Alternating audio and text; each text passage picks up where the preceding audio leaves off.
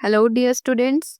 जैसा कि आप सभी जानते हैं, कक्षा 6 से 8 के लिए डेट शीट जो है वो आ चुकी है और 10 मार्च से आपके फाइनल एग्जाम जो है शुरू होने जा रहे हैं। तो जो है हमने आपके लिए एक सीरीज स्टार्ट की है जिसमें हम आपके कक्षा 6 से 8 के सभी सब्जेक्ट्स को कवर करेंगे और आपके जो पिछले साल के क्वेश्चन पेपर आए थे उनको जो है कंप्लीट डिटेल में हम यहाँ समझेंगे ताकि आपको अपने इस साल के फाइनल एग्जाम्स में कुछ हेल्प मिल सके। तो आज के इस वीडियो में हम आपकी कक्षा 7वीं का जो साइंस का एग्जाम पहले 10 तारीख को होने वाला है उसका जो पिछले साल क्वेश्चन पेपर आया था उस क्वेश्चन पेपर को देखेंगे ताकि आपको मेथड पता चले कि किस तरीके के क्वेश्चन आएंगे और उसके साथ ही उन क्वेश्चंस को डिटेल में हम सॉल्व करेंगे ताकि इनसे मिलते जुलते क्वेश्चन अगर आपके इस बार के एग्जाम में आए तो आप उनको अच्छे से आसानी से अटेम्प्ट कर पाए। तो चलिए शुरू करते हैं वीडियो। तो आपके पिछले साल के एग्जाम में पहला सेक्शन था मल्टीपल चॉइस क्वेश्चंस का जिसमें 1 से लेकर 15 तक के क्वेश्चन आपको दिए गए हैं जो कि 1 मार्क्स के हैं। तो चलिए शुरू करते हैं पहले क्वेश्चन से। पहला क्वेश्चन, पोषण की वह विधि जिसमें जीव अपना भोजन स्वयं संश्लेषित करते हैं अथवा बनाते हैं उसे क्या कहते हैं। तो इसमें इन्होंने 4 ऑप्शन दिए हैं। हम यहाँ आपको चारों ही ऑप्शन जो है एक्सप्लेन करेंगे ताकि अगर आपको एग्जाम में सेम क्वेश्चन की बजाय इनसे ऑप्शन में से कोई क्वेश्चन बनकर आए तो भी आप उसको अटेम्प्ट कर सके। तो देखिए इसमें पहला ऑप्शन था विषमपोषी। तो विषमपोषी क्या होते हैं? ऐसे जीव जो अपने भोजन को अन्य जीवों से प्राप्त करते हैं जैसे कि जानवर, उन्हें हम क्या कहते हैं? विषमपोषी। स्वपोषण यानी कि ऑटोट्रोपिक क्या होते हैं? ऐसे जीव जैसे कि पौधे जो सूर्य के प्रकाश की मदद से अपने भोजन का निर्माण स्वयं करते हैं तो उन्हें हम क्या कहते हैं? स्वपोषण या स्वपोषी। ठीक है, तो हमारा जो करेक्ट आंसर है वो है इसका स्वपोषण। तीसरा ऑप्शन जो है परजीवी। परजीवी क्या होते हैं? ऐसे जीव जो अन्य जीवों पर निर्भर रहते हैं और उन्हें नुकसान पहुंचाते हैं जैसे कि जू। ठीक है, मृत जीवी क्या होते हैं? ये जीव मृत और सड़ते हुए पदार्थों से पोषण प्राप्त करते हैं जैसे कि फफूंद या फफूंदी। ठीक है, तो ये है आपका पहला क्वेश्चन। सेकंड क्वेश्चन दिया गया है, हमारे शरीर में यकृत ग्रंथि किस रंग की होती है। तो 4 ऑप्शन दिए गए हैं, इनमें से आपको बताना है कि कौन सा आंसर जो है वो सही है। तो जो ए ऑप्शन है लाल और भूरे रंग की, तो जो है यही सही उत्तर है। जो हमारे शरीर में यकृत यानी कि जो लीवर है, लीवर ग्लैंड जो है वो लाल और भूरे रंग का होता है और यह पाचन और अन्य प्रक्रियाओं में मदद करता है। ठीक है, नेक्स्ट है, हमें ऊष्मा का अनुभव कैसे होता है। तो हमें जो ऊष्मा का अनुभव है वो कैसे होता है? छूने से होता है।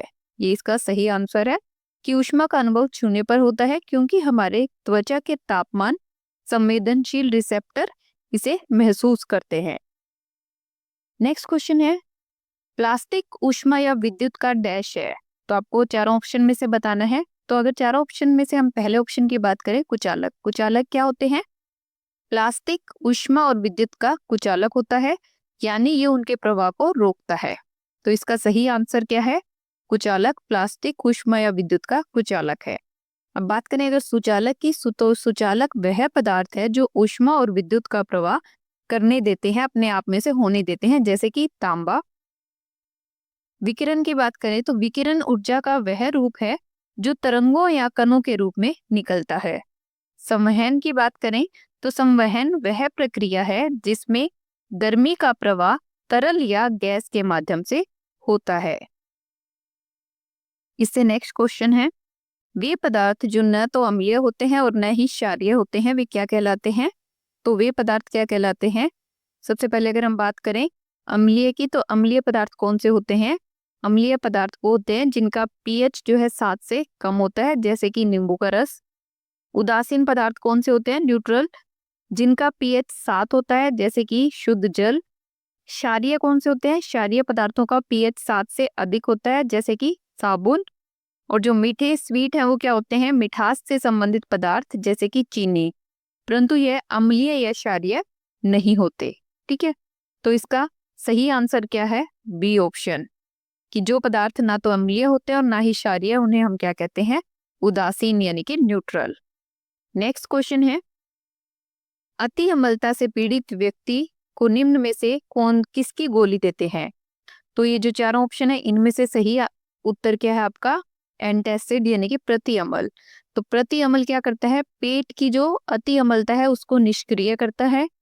एंटीबायोटिक का क्या काम होता है? एंटीबायोटिक जो है बैक्टीरियल संक्रमण को रोकने के लिए दी जाती है, ना कि अम्लता को रोकने के लिए। ठीक है। और तीसरा ऑप्शन जो है एंटीसेप्टिक क्या है? ये बाहरी चोटों और संक्रमणों के लिए उपयोग होते हैं, उन पर लगाने के लिए। ठीक है। नेक्स्ट क्वेश्चन आता है, व्यापक रूप से परिवर्तन कितने प्रकार के होते हैं? तो जो व्यापक रूप से परिवर्तन है वो 2 प्रकार के होते हैं, भौतिक और रासायनिक। तो डी इसका सही आंसर है। नेक्स्ट क्वेश्चन है, मनुष्य का श्वसन अंग है, तो रेस्पिरेटरी ऑर्गन कौन सा है? मनुष्य का फेफड़े यानी कि लंग्स, जो सांस लेने के लिए, श्वसन के लिए उत्तरदायी है। नेक्स्ट क्वेश्चन, हृदय से ऑक्सीजन समृद्ध रक्त को शरीर के सभी भागों में ले जाती हैं, तो कौन ले जाते हैं? 4 ऑप्शन दिए गए हैं। अगर पहले ऑप्शन की बात करें हम धमनियों की, तो धमनियों का क्या काम होता है? धमनियां ऑक्सीजन युक्त रक्त को शरीर के सभी हिस्सों में ले जाती हैं, तो ए ही हमारा करेक्ट आंसर है। सिराएं की अगर बात करें तो सिराएं क्या काम करती हैं? सिराएं शरीर से ऑक्सीजन रहित रक्त को हृदय में वापस लाने का काम करती है। फेफड़े क्या करते हैं? फेफड़े रक्त में ऑक्सीजन डालते हैं। हृदय क्या करता है? हृदय रक्त को पंप करता है, परंतु रक्त को ले जाने वाली कौन है? धमनियां है। ठीक है, तो सही आंसर क्या आ गया? धमनियां।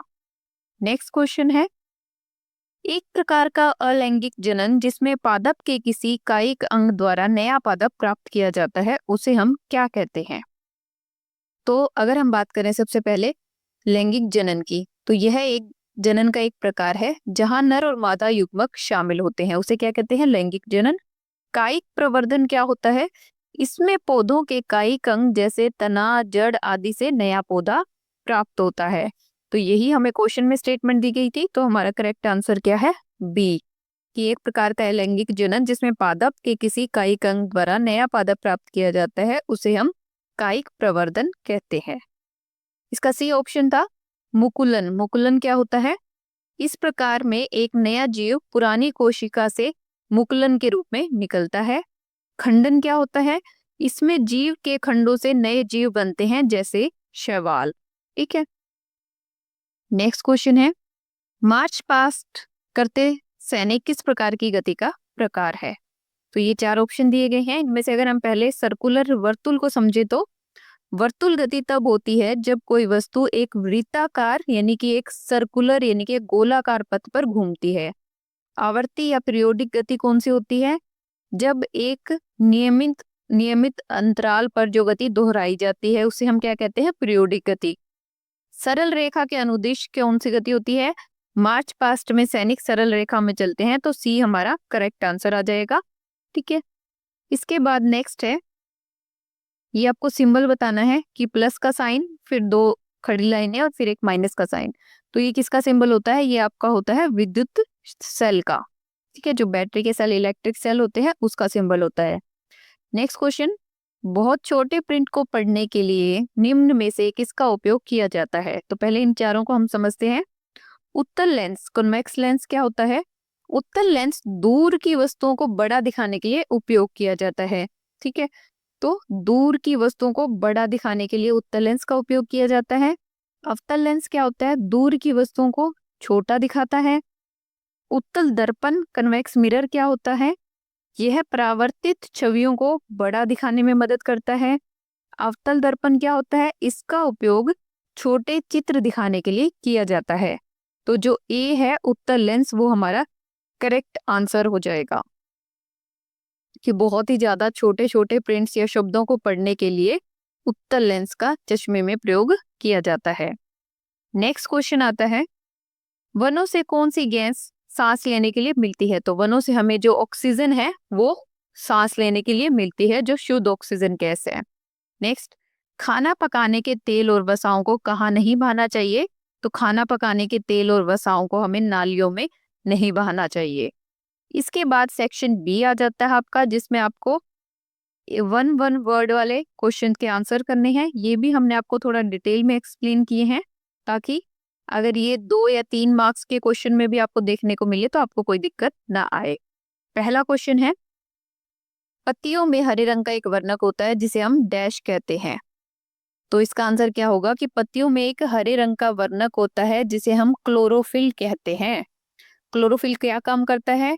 क्लोरोफिल पत्तियों में प्रकाश संश्लेषण की प्रक्रिया में महत्वपूर्ण भूमिका निभाता है, जिससे कि पौधे अपना भोजन बनाते हैं। नेक्स्ट क्वेश्चन है, आहार नाल एवं संबंध ग्रंथियां मिलकर डैश तंत्र का निर्माण करते हैं। तो आहार नाल एवं संबंध ग्रंथियां मिलकर पाचन तंत्र का निर्माण करते हैं।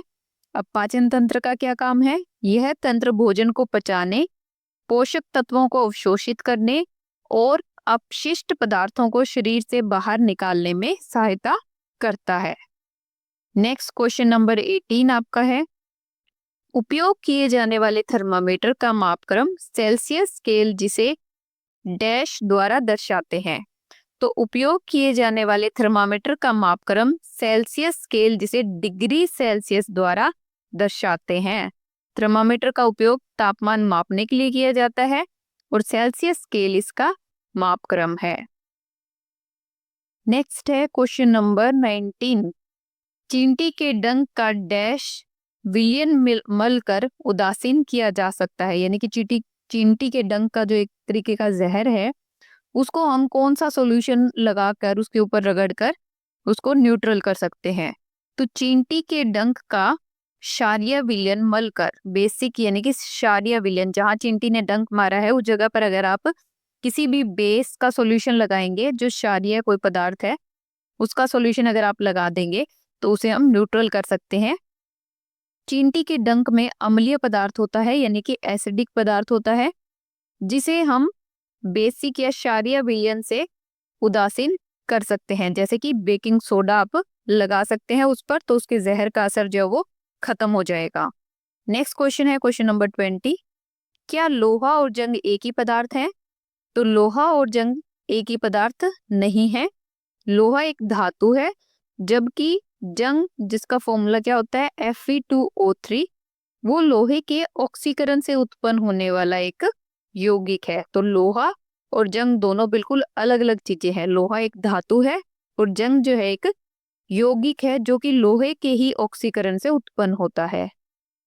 नेक्स्ट क्वेश्चन है, मानव हृदय कितने कक्षों में बंटा होता है? तो मानव हृदय 4 कक्षों में बंटा होता है। हृदय में 2 ऊपरी कक्ष जिसको हम क्या कहते हैं, एट्रिया, और 2 निचले कक्ष होते हैं जिनको वेंट्रिकल कहते हैं। ठीक है। नेक्स्ट क्वेश्चन नंबर 22, एकलिंगी पुष्प में पुकेसर व स्त्रीकेसर दोनों होते हैं। क्या ये सत्य है या असत्य है? तो ये असत्य है, क्योंकि एकलिंगी पुष्प में या तो पुकेसर होता है या फिर स्त्रीकेसर होता है, दोनों नहीं होते। नेक्स्ट क्वेश्चन है क्वेश्चन नंबर 23, चाल का मूल मात्रक मीटर पर सेकंड है। ये भी आपको सत्य और असत्य में बताना है। तो ये सत्य है कि जो चाल है, जिसको आप क्या कहते हैं, स्पीड जो कहते हैं, स्पीड इज इक्वल टू क्या होता है फॉर्मूला, डिस्टेंस बटा में टाइम, यानी कि दूरी बटा में समय। तो दूरी को हम मीटर में मापते हैं, समय को सेकंड में, तो क्या बन गया, मीटर पर सेकंड। ठीक है, तो ये सत्य है। नेक्स्ट है, क्या इंद्रधनुष में 5 रंग होते हैं? तो ये असत्य है, क्योंकि इंद्रधनुष में 7 रंग होते हैं। कौन कौन सा? लाल, नारंगी, पीला, हरा, नीला, जामुनी और बैंगनी। तो इंद्रधनुष में ये 7 रंग होते हैं। नेक्स्ट क्वेश्चन है क्वेश्चन नंबर 25, सेक्शन बी का लास्ट क्वेश्चन है ये, वनों को हरे फेफड़े भी कहा जाता है। ये भी आपको बताना है कि सत्य है या असत्य है। तो ये सत्य है, वनों को हरे फेफड़े कहा जाता है क्योंकि वे वातावरण में ऑक्सीजन का उत्पादन करते हैं, जो कि श्वसन यानी कि सांस लेने के लिए आवश्यक है। तो यहाँ हमारा सेक्शन बी जो खत्म हो गया, ये भी आपके 1 वर्ड क्वेश्चंस का था। नेक्स्ट आता है सेक्शन सी यानी कि भाग ग, जो कि अति लघुत्तरात्मक प्रश्नों का है। इन क्वेश्चंस का आंसर आपको कम से कम 20 से 30 शब्दों में देना है और हर एक क्वेश्चन जो है 2 नंबर का रहेगा। तो पहला क्वेश्चन नंबर 26 आपका है, सहजीवी संबंध के बारे में उदाहरण सहित लिखो। तो सहजीवी संबंध क्या होते हैं? सहजीवी संबंध वह संबंध होता है जिसमें 2 अलग अलग जीव एक दूसरे के साथ मिलकर रहते हैं और परस्पर लाभ प्राप्त करते हैं। उदाहरण के लिए लाइकेन में शैवाल और कवक एक साथ रहते हैं। शैवाल भोजन बनाता है और कवक पानी तथा खनिज प्रदान करता है। ठीक है, तो इन्हें हम क्या कहते हैं? सहजीवी संबंध। नेक्स्ट क्वेश्चन नंबर 27, रोमंथी किसे कहते हैं? वे जंतु जो अपना आहार एक बार निगलने के बाद उसे बार बार मुंह में लाकर चबाते हैं, वो क्या कहलाते हैं? रोमंथी कहलाते हैं। ठीक है, जैसे गायें, भेड़ और हिरन, तो ये कौन से जीव हैं? ये रोमंथी जीव है। इनके पेट में विशेष कक्ष होते हैं जिनमें वे आहार को संग्रहित करके पुनः चबाते रहते हैं। ठीक है, नेक्स्ट क्वेश्चन है क्वेश्चन नंबर 28, डॉक्टरी थर्मामीटर व प्रयोगशाला तापमापी से हम कितना ताप माप सकते हैं? तो डॉक्टरी थर्मामीटर से हम 35 डिग्री सेल्सियस से 42 डिग्री सेल्सियस तक का ताप माप सकते हैं, जो मानव शरीर के तापमान मापने के लिए उपयोग होता है। प्रयोगशाला थर्मामीटर से हम -10 डिग्री सेल्सियस से 110 डिग्री सेल्सियस तक का तापमान माप सकते हैं, जिसको हम लेबोरेटरी के अंदर ही यूज करते हैं। नेक्स्ट क्वेश्चन है क्वेश्चन नंबर 29, लवणों की प्रकृति कैसी होती है? तो यानी कि जो सॉल्ट्स हैं उनको हम लवण कहते हैं। तो लवणों की प्रकृति तटस्थ होती है। यह अम्ल और क्षार के बीच की प्रतिक्रिया से बनते हैं। यानी कि जब एसिड और बेस को हम मिलाते हैं तब जो रिएक्शन होता है उससे सॉल्ट बनते हैं। जैसे कि सोडियम क्लोराइड एक तटस्थ लवण है NaCl, जो ना तो अम्लीय है और ना ही क्षारीय है। यानी कि जो सोडियम क्लोराइड है वो एक तरह का सोल्ट है, वो ना तो एसिडिक है नेचर में और ना ही बेसिक है। ठीक है, नेक्स्ट क्वेश्चन नंबर 30, पादपों में श्वसन कैसे होता है? यानी कि वो कैसे प्लांट जो है कैसे सांस लेते हैं? तो पादपों में श्वसन स्टोमेटा, रंध्र और कोशिका के द्वारा होता है। स्टोमेटा के द्वारा होता है। वे कार्बन डाइऑक्साइड को छोड़ते हैं और ऑक्सीजन को ग्रहण करते हैं। यह प्रक्रिया पत्तियों, तनों और जड़ों के माध्यम से होती है। नेक्स्ट क्वेश्चन नंबर 31, बीजों के प्रकीर्णन की विभिन्न विधियों के नाम लिखें। यानी कि डिस्पर्स्ड की किस तरीके से बीज जो है फैलते हैं उसके आपको नाम लिखने हैं। तो बीजों का प्रकीर्णन हवा, पानी, जानवरों और स्वयं विस्फोट की विधियों द्वारा होता है। उदाहरण के लिए हल्के बीज तो हवा से इधर उधर फैलते रहते हैं, उड़ जाते हैं हवा के साथ। नारियल का बीज पानी से फैलता है और जानवर जो है बीजों को खाने के बाद इधर उधर फेंकते हैं, तो वो इस तरीके से जानवरों के माध्यम से भी फैलते हैं। नेक्स्ट क्वेश्चन में आपको विद्युत घंटी का चित्र बनाने के लिए कहा गया है। ये आप अपनी टेक्स्ट बुक में से अच्छे से देखें और आपको आपके एग्जाम में भी कम से कम 2 से 3 चित्र जो है बनाने को मिलेंगे। और इसके साथ ही ध्यान दें, आप जिस भी क्वेश्चन में पॉसिबल हो, चाहे वो 2 मार्क्स का, 3 मार्क्स का या 4 मार्क्स, 5 मार्क्स का, कितने भी नंबर का क्वेश्चन है, अगर उसमें चित्र है तो आप वहां डायग्राम जरूर बनाएं ताकि आपको एग्जामिनर जो है पूरे नंबर दे। ठीक है, नेक्स्ट क्वेश्चन है स्वच्छता और रोग के बीच संबंध के बारे में लिखो। तो स्वच्छता और रोग का सीधा सीधा संबंध है।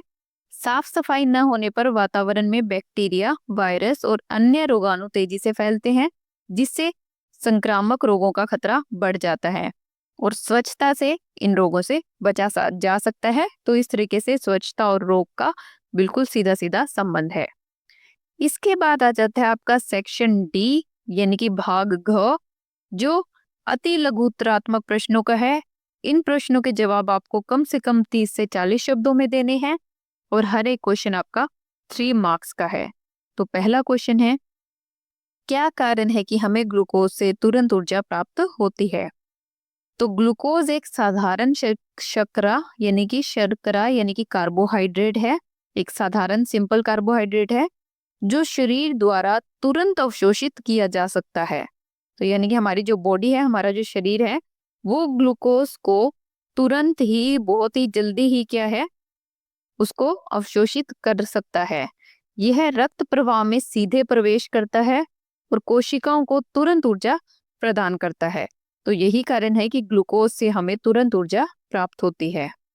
नेक्स्ट क्वेश्चन है, आपको कॉलम ए और कॉलम बी में कुछ कुछ जो है चीजें दी गई हैं, जिनको आपस में आपको इन शब्दों को आपस में मिलाना है कि कौन सा किसके साथ सही है। तो पहला है थल समीर के बहने का समय क्या है? रात, रात्रि। हल्के रंग के कपड़े पसंद करने का समय कौन सा होता है? गर्मियां। और गहरे रंग के कपड़े पसंद करने का समय कौन सा होता है? सर्दियां। तो ये इसके सही उत्तर है। नेक्स्ट क्वेश्चन है, आप यह कैसे समझाएंगे कि दही का जमना एक रासायनिक परिवर्तन है, यानी कि एक केमिकल चेंज है? तो दही का जमना एक रासायनिक परिवर्तन है क्योंकि इस प्रक्रिया में दूध में मौजूद लैक्टोज लैक्टिक एसिड में बदल जाता है। दूध के अंदर जो लैक्टोज मौजूद है वो किस में बदल जाता है? लैक्टिक एसिड में। तो यह परिवर्तन स्थायी होता है और इसे पुनः दूध में नहीं बदला जा सकता। यानी कि आप क्या है, दूध से दही तो बना सकते हैं लेकिन दोबारा दही से दूध नहीं बना सकते। तो इसलिए ये परिवर्तन स्थायी होता है और हम दोबारा जो दही को दूध में नहीं बदल सकते। तो जिससे यह रासायनिक परिवर्तन सिद्ध होता है। ठीक है। नेक्स्ट क्वेश्चन फिर आपका डायग्राम का है, क्वेश्चन नंबर 37। इसमें आपको जो है मानव हृदय का चित्र बनाना था। तो आप क्या है, इस डायग्राम को भी अपनी बुक में से अच्छे से देखकर 2 से 3 बार इसकी प्रैक्टिस कर लें अच्छे से बनाने की, ताकि अगर एग्जाम में आपको ये मिले तो आप इसको बना सकें। नेक्स्ट क्वेश्चन नंबर 38, ये एक न्यूमेरिकल है। अंबाला से रेवाड़ी की दूरी 250 किलोमीटर है। कोई बस इस दूरी को तय करने में 5 घंटे लेती है, तो बस की चाल ज्ञात करो। आपको दूरी जो है वो दे दी गई, डिस्टेंस कितना है 250 किलोमीटर, समय टाइम कितना दिया गया है 5 घंटे। अब स्पीड का फॉर्मूला आपको पता है, स्पीड इज इक्वल टू क्या होता है? स्पीड इज इक्वल टू होता है डिस्टेंस अपॉन टाइम। ठीक है। डिस्टेंस आपको दिया गया है 250 किलोमीटर, समय दिया गया है घंटे में 5 घंटे। तो किलोमीटर और घंटे हैं तो इसको आपको बदलने की जरूरत नहीं है। अगर एक इकाई छोटी होती, मीटर दिया होता तो, और नीचे घंटा होता समय का, तो आप इसको चेंज करते, घंटे को सेकंड में लेके आते। क्योंकि जो स्पीड का फॉर्मूला होता है वो या तो इकाई जो होती है वो क्या होती है, किलोमीटर पर आवर, या फिर होती है मीटर पर सेकंड। ठीक है, इनमें से कोई एक। अगर किलोमीटर है तो आवर में समय होना चाहिए, अगर मीटर है डिस्टेंस में तो समय में सेकंड होना चाहिए। ठीक है।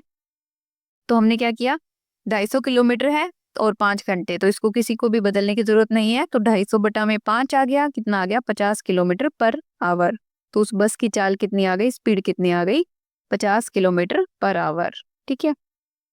नेक्स्ट क्वेश्चन नंबर 39, विद्युत चुंबक का उपयोग किसी कचरे के ढेर से प्लास्टिक को अलग करने के लिए क्यों नहीं किया जा सकता, वर्णन करो।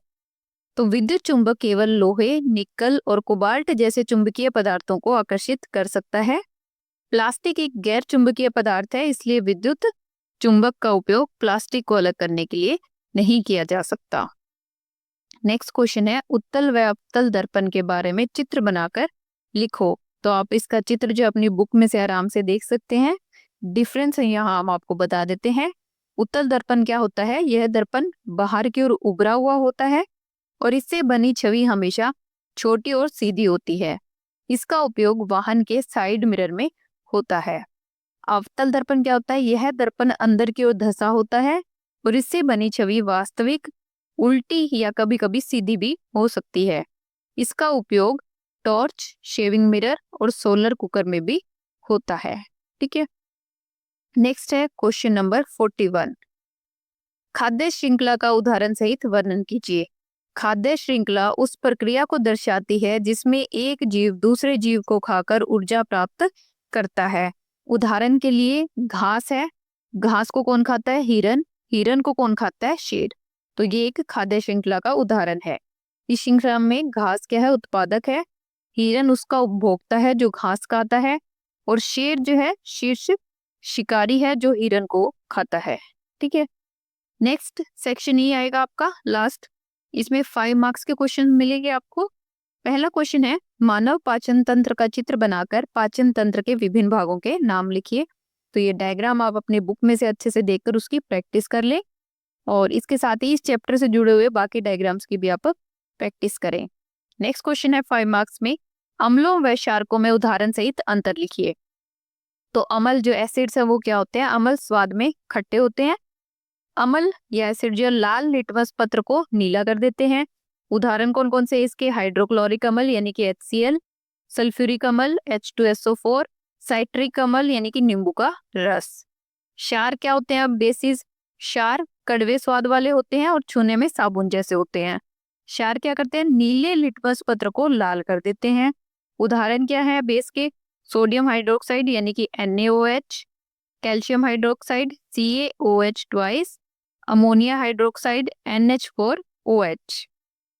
इसके साथ ही अगर हम बात करें कि अम्ल और क्षार एक दूसरे के विपरीत होते हैं और जब इन्हें मिलाया जाता है तो ये एक दूसरे को उदासीन कर देते हैं, यानी कि एक दूसरे को न्यूट्रल कर देते हैं। नेक्स्ट लास्ट क्वेश्चन है, मछली, मेंढक, गाय, कॉकरोच और केंचुआ के श्वसन अंगों के नाम लिखिए।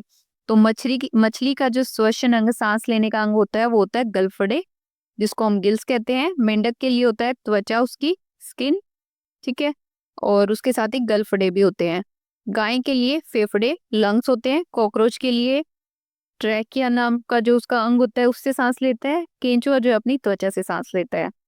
तो इन सभी जीवों के श्वसन अंग वातावरण में उपलब्ध ऑक्सीजन को शरीर के भीतर पहुंचाते हैं ताकि उनकी कोशिकाओं को ऊर्जा प्राप्त हो सके। तो ये था कंप्लीट सॉल्यूशन आपके पिछले साल के क्वेश्चन पेपर का।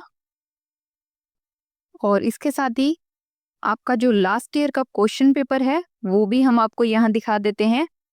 आप देख पा रहे हैं आपका ये क्वेश्चन पेपर पिछले साल का है, मार्च 2024 का, कक्षा 7 और विज्ञान विषय का। टोटल आपका 80 नंबर का क्वेश्चन पेपर रहेगा और जो समय आपको वो मिलेगा 150 मिनट, यानी कि 2.5 घंटे का समय आपको मिलेगा अपने क्वेश्चन पेपर को अटेम्प्ट करने के लिए। ठीक है, तो आप यहाँ से इस क्वेश्चन पेपर को देख सकते हैं। इसका सॉल्यूशन हम आपको पहले ही वीडियो में करवा चुके हैं। और जिन स्टूडेंट्स को सिर्फ क्वेश्चंस चाहिए हो तो आप यहाँ से इसका स्क्रीनशॉट कर सकते हैं। और आप जो है वीडियो को स्टार्टिंग से एंड तक ज़रूर देखें ताकि आपको सभी क्वेश्चंस जो है डिटेल में आप जो है इनको समझ पाएँ और आपको फाइनल एग्जाम में अगर इनसे मिलते जुलते क्वेश्चन ही देखने को मिलेंगे तो आपको कोई दिक्कत जो है नहीं आएगी। तो डियर स्टूडेंट्स, अच्छे से जो आप अपनी तैयारी करें, अच्छे से अपने फाइनल एग्जाम्स देकर आएँ ताकि आप जो अपने फाइनल एग्जाम में अच्छे अंक प्राप्त कर सकें। और इसी के साथ ही आप सभी से रिक्वेस्ट है कि अगर आपने अभी तक चैनल को सब्सक्राइब नहीं किया है तो आप प्लीज़ चैनल को सब्सक्राइब करें और बेल आइकन को प्रेस कर लें ताकि आपको जो सभी नोटिफिकेशंस हैं वो टाइम पर मिलती रहें। और हम कोशिश करेंगे कि आपके लगभग सभी सब्जेक्ट्स को हम वीडियोस में कवर करें ताकि आपको सारे सब्जेक्ट्स के लिए आइडिया हो सके कि किस तरीके के एग्ज़ाम जो है आपके आएंगे और आपकी जो तैयारी है उसमें भी हम आपकी थोड़ी हेल्प कर पाएंगे। और अगर आपका कोई क्वेश्चन है तो आप हमें कमेंट सेक्शन में कमेंट करके पूछ सकते हैं। और आप ज़्यादा से ज़्यादा वीडियो को लाइक और शेयर करें। और इसी के साथ ही हम आपसे मिलते हैं नेक्स्ट वीडियो में। तब तक के लिए tata, bye bye, thanks for watching.